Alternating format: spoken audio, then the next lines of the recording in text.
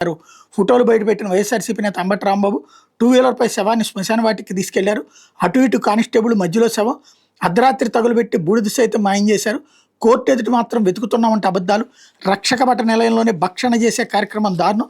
మృతుడి మేనమామ జనసేన పార్టీలో చురుకైన కార్యకర్త అన్నటువంటి వార్తని ప్రధానంగా హైలైట్ చేశారు. ఇందులో సాయి కృష్ణని మర్డర్ చేసేశారు అన్నటువంటి వార్తను, లేదా లాకప్ డెత్ చేసేశారని హైలైట్ చేశారు. రాష్ట్రంలో సంచలనమైన కాపు యువకుడు గాదే సాయికృష్ణ మిస్సింగ్ వ్యవహారం కీలక మలుపులు తిరుగుతోంది.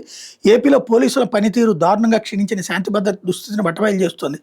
సాయికృష్ణ చిత్రహింసలకు గురి చేసి కటకటాల వెనకే కనుమరుగు చేశారా అనే అనుమానాలు రేకెత్తిస్తోంది. పోలీసులు చంపేశారా, ఆ శవాన్ని అయినా ఇప్పించండి అయ్యా అంటూ సాయికృష్ణ తల్లి మేనమా ప్రాధేయపడ్డం దీనికి బలం చేకూరుస్తోంది.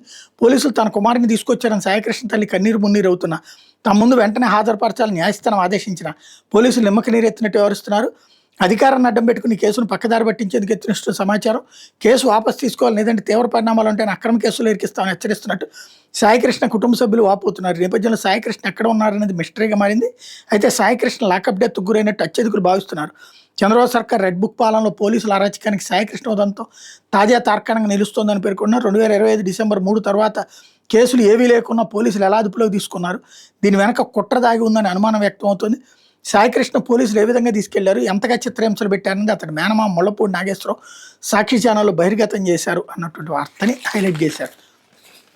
ఇకపోతే బీచ్లో మద్యం షాపు ఏర్పాటు చేస్తే తప్పేంటి, మహిళలకు ఏపీలో భద్రత లేదంటున్నారు, మరి దేశవ్యాప్తంగా మిగిలిన రాష్ట్రాల్లో భద్రత ఉందా, విశాఖ ఎయిర్పోర్ట్ను కొనసాగించాలవద్దని జీఎంఆర్దే నిర్ణయం, డేటా సెంటర్పై సోషల్ మీడియాలో తప్పుడు ప్రచారం చేస్తున్నారు.